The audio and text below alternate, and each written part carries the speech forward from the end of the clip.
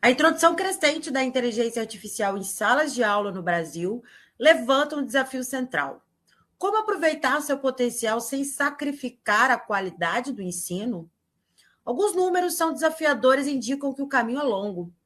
Pesquisa do Instituto Significare, publicada neste ano, aplicada a 346 professores da educação básica em todo o Brasil, indica que 69,4% dos docentes têm conhecimento inicial em inteligência artificial, enquanto apenas 1,9% se consideram especialistas no assunto.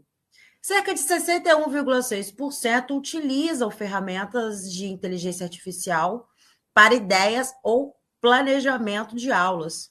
Porém, apenas 14,3% relatam usar a inteligência artificial na produção efetiva de seus materiais didáticos, indicando uma lacuna presente no cotidiano destes profissionais. O professor e especialista em educação Tiago Esteves afirma que existe um despreparo da rede pública de ensino para absorver a inteligência artificial. Bom, a grande maioria dos professores, sejam da educação básica, sejam do ensino superior, de fato, eles não estão preparados para o uso da IA, da inteligência artificial, né? Seja em proveito próprio, para preparar materiais didáticos, né? Para preparar materiais para leitura, para pesquisa, para extensão junto aos seus alunos, seja também para poder detectar o uso dessas inovações tecnológicas por parte dos estudantes, né? A gente tem percebido pelas conversas que a gente vem tendo com inúmeros professores que muitos deles, inclusive, estão optando por deixar de passar atividades para que seus estudantes façam em casa, né? Ou seja, deixar de passar exercícios, deixar de pedir construção de textos, né? Seja na educação básica, seja no ensino superior, né? Inclusive tem bastante um número bem alto de professores que estão se recusando a deixar os estudantes produzirem textos, produzirem escritos, escreverem artigos fora de um ambiente seguro e controlado, como, por exemplo, a sala de aula, onde eles podem verificar ali, né, se de fato o estudante está escrevendo ou se ele está usando uma dessas diversas inteligências artificiais, ChatGPT, DeepSeek, Gemini, né, para construir esse texto. Muitas das vezes não é como auxiliar, né? Simplesmente dão um comando e pedem para essas inteligências construírem um texto cuja autoria, né, não é dos seus alunos. Tiago ainda reforça que é necessário intensificar a formação dos profissionais para o domínio desta nova ferramenta. De fato, a gente tem um grave problema, né, porque a maior parte dos professores eles não foram educados, não tiveram nenhum tipo de contato com essa inteligência artificial enquanto eles se formavam, né, na sua formação, os cursos de licenciatura, enquanto se formavam para serem professores, e por outro lado, ainda hoje as universidades elas não estão preparadas para isso, né? E a gente ainda tem uma questão que é bastante grave, que são as redes de ensino, seja redes municipais, estaduais e a própria rede federal, que não investem em educação continuada para os seus professores, educação continuada para os seus docentes, né, o que poderia minimizar esse problema. Então, a gente tem de fato, né, o uso da inteligência artificial, né, o uso desse novo elemento tecnológico dentro das escolas, sendo muitas das vezes visto, né, ou como uma solução para os problemas daqueles professores, né, que muitas das vezes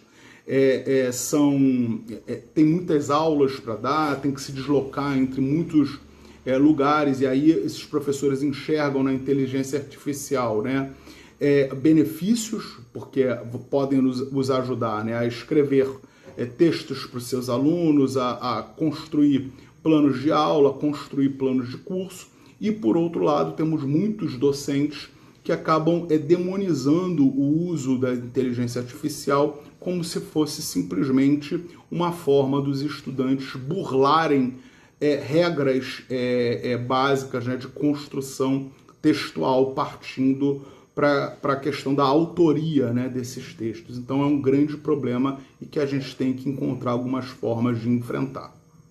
Apesar do atraso apontado por Tiago, algumas políticas públicas neste segmento já são implementadas. O Ministério da Educação anunciou recentemente um planejamento em relação ao uso e integração da inteligência artificial na educação, marchando em conjunto com o Plano Brasileiro de Inteligência Artificial e estratégias prioritárias para a educação básica e superior, atuando em múltiplas frentes: currículo, formação docente, sistemas de gestão escolar, governança de dados e construção de política pública com base em ética, pedagogia e inclusão. O Plano Brasileiro de Inteligência Artificial prevê investimentos de 23 bilhões de reais em 4 anos e pretende transformar o país em referência no tema, buscando promover um protagonismo na área também da educação.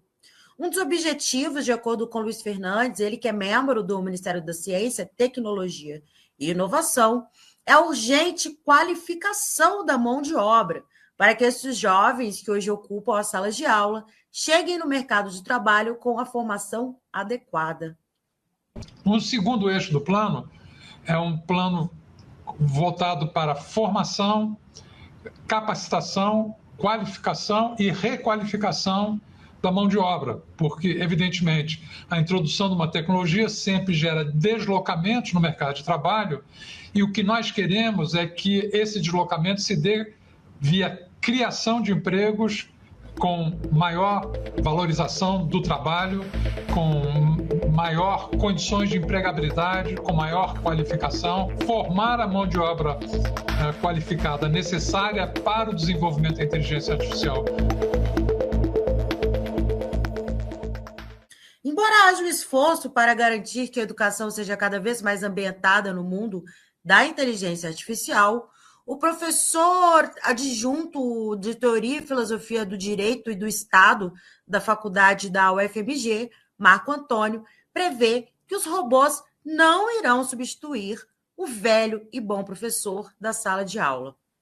É engraçado, né? Quando novas ferramentas desse tipo aparecem, geralmente elas vêm acompanhadas com esse tipo de discussão, né? De que vai substituir, vai acabar com profissões, certas práticas não vão ter mais lugar, algo do gênero. Eu acho que existe muita... por um lado, é claro, a gente tem que entender o que isso introduz de novo, mas por outro, eu acho que existe uma tendência das pessoas a embarcarem em catastrofismos, assim, é o fim do mundo, é o fim dos tempos, vai acabar com isso, vai acabar com aquilo, etc. Eu não consigo enxergar hoje, pelo menos no pé em que essa tecnologia se encontra, um substituto efetivo, assim, para, por exemplo, o exercício, a profissão dos professores, sabe? No direito se discute também se eles vão substituir os advogados, etc. Eu entendo como mais uma ferramenta que vai auxiliar, ou que vai ter, de alguma maneira, vai ser empregada no exercício de várias funções, inclusive no trabalho dos professores, mas também dos advogados em várias áreas. Não é? Vamos pensar o seguinte, né? Hoje em dia, se um aluno quiser buscar um trabalho na internet ou encontrar trabalhos na internet, isso já não era uma coisa tão difícil assim. Não é o chat GPT que vai criar do nada uma possibilidade da pessoa deixar de fazer o trabalho acadêmico para copiar um ou pegar um pronto. Né? Isso já era possível com diferentes ferramentas que já existem. Né? Então, eu não acho que ele está criando do nada essa possibilidade. Talvez oferecendo ferramentas mais simplificadas e fáceis para realizar isso, mas não é exatamente uma novidade na minha percepção. O que eu acho que, e aí sim é interessante a gente imaginar, quais seriam os usos possíveis. Né? Esses dias eu estava participando de um debate com colegas que são professores na França, a maior parte deles, mas tem um que é um colega alemão e que leciona língua francesa para os estudantes na Alemanha, de segundo grau, e ele está utilizando o chat GPT como um instrumento de ensino, inclusive, para as pessoas entrarem, fazerem perguntas, interagirem, etc. Então, o que eu imagino é o seguinte, assim, eu vou tentar resumir muito a minha resposta, mas quando a gente fala em sistemas inteligentes ou inteligência artificial, raramente o que elas são capazes de fazer é propriamente substituir o humano, não é? Elas têm para começar, várias das habilidades que são propriamente humanas não são replicáveis, assim, não são emuláveis por essas máquinas na situação que elas se encontram.